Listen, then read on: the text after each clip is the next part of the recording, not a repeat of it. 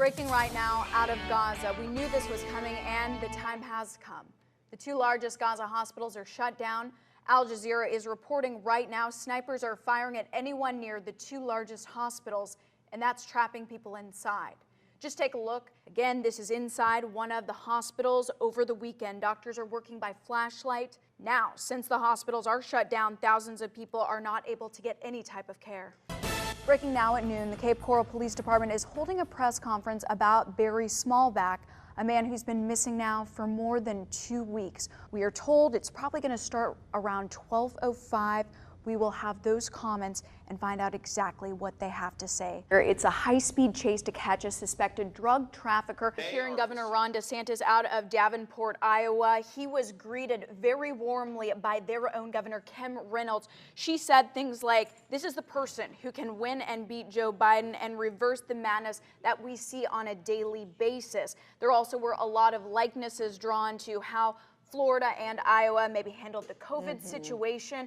She also touted him for taking on Disney and several other things like rebuilding the Matlacha Bridge in just 3 days. Keep food safe by leaving the refrigerator and freezer doors closed as quickly as possible. Now, this comes after county commissioners did go ahead and waive toll fees on the Sanibel Causeway. That was all an attempt to revive businesses on the island. The man in the front of the screen, he has a number 5. Typically, law enforcement officers will use these as evidence markers. They are certainly marking what happened here. Very tough situation. We actually took that soundbite right after the war started on this very show. I mean, your little girl is just 8 years old, but you know, at least there's some hope.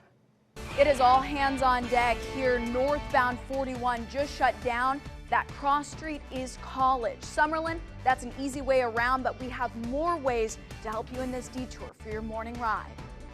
Yes, ladies, throw it up in a ball cap ponytail. That's how we're going to have to do it. Meteorologist Nash Rhodes, he has a little bit more on what we can expect as you head out the door today. John Rauschenberg's daughter, Emily, and her family, they were stuck there since the war between Hamas and Israel started. Here she is with her family at the Rafah border Wednesday. Cameras happened to catch her and the hundreds of people hoping to get out of Gaza. Now, it hasn't happened just yet, but the family has received national attention. And have they shared any of those tough moments? Because clearly, this journey has been very difficult. Now, one thing that I love about our community, you always step up. A Good Samaritan is ready to help Toys for Tots in DeSoto County after a real-life Grinch took more than $25,000 in toys. We all know feelings of frustration when our kids don't listen, but this mom's behavior, it is unacceptable. She threw and kicked her 3-year-old. A neighbor's Ring camera in Sunny Isles Beach caught this horrific abuse. Before I show it to you, this is a warning. It's upsetting. You see her arms up, calling him to go down the hall, then she pushes him. She then grabs him with both hands and throws him to the floor. After that, while the little boy's on the floor, she kicks him over and over. The boy tries to get up and she pushes him back down to the floor. Ma'am, right now the court is finding probable cause. Storozuk bonded out but faces charges of child abuse. The pair fled the war in Ukraine, so it's not clear if they have any family in the area. Her son is with DCF for the time being. Wait News anchor Belinda Post was there for the finale of the journey. Chris and Lois, it's probably the ultimate male bonding trip. Hitting the open road on 2 wheels, visiting MLB ballparks across the country. But for Ron Dixon, it's more than that. It's about teaching his 13-year-old grandson, Nick, how to become a man, especially when life throws you a curveball. If you don't have family, you have nothing. More than 20,000 miles. Chasing fly balls around the country. From Dodger Stadium, they hit a home run ball. Thousands of innings, home runs, and Cracker Jacks. Kettle corn. We got a bag of those at some of them. Broken down over 2 summers. So every stadium, you can get a stamp. Now, Ron and Nick are home. They filled the baseball passport book with stamps, checking off every MLB stadium, wearing matching T-shirts. Riding around the country with your grandson, going to baseball games almost every night or every afternoon. Also visiting the Baseball Hall of Fame and the Negro League Baseball Museum in Kansas City, sometimes riding 12 hours a day on their month-long journey. Seeing his face and how much he enjoyed it, you can't just come up with that. It's awesome. Ron is a retired Marine who's been riding since the 70s. He plans a bike trip with each grandchild to teach them wisdom, discipline, and safety, I will not let these boys ride without a helmet. along with integrity. If you build it, they'll come.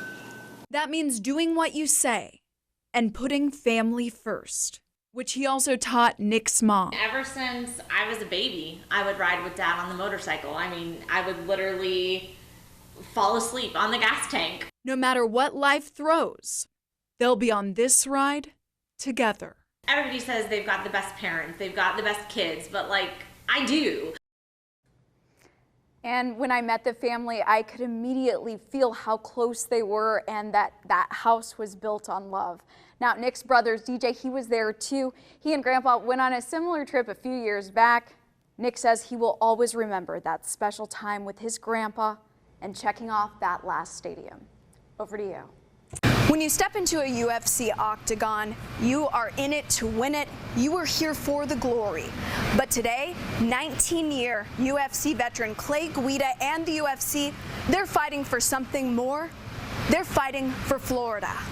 We're fighting for our community. We're fighting for Fort Myers Beach, Lee County, Cape Coral, where my family lives. When Hurricane Ian slammed ashore with 150-mile-an-hour winds and 15 feet of storm surge, UFC fighter Clay Guida's first thought was, Are my parents okay? Are my friends okay? they all survived, but 144 people in Florida did not. Their pain got to Clay. And unfortunately, I lost my husband in this storm. And I feel so terrible for these people that didn't make it, or they don't have a home. Clay was training for a fight when Hurricane Ian changed the landscape of Southwest Florida forever. Safety first. Obviously, things can be repaired, houses, belongings. Nearly $100 billion in damages and more than 5,000 homes destroyed in Lee County. Once I heard my parents' voice, and I knew everything was going to be all right. The built-to-last fighter, aptly nicknamed the Carpenter, immediately knew he had to do something.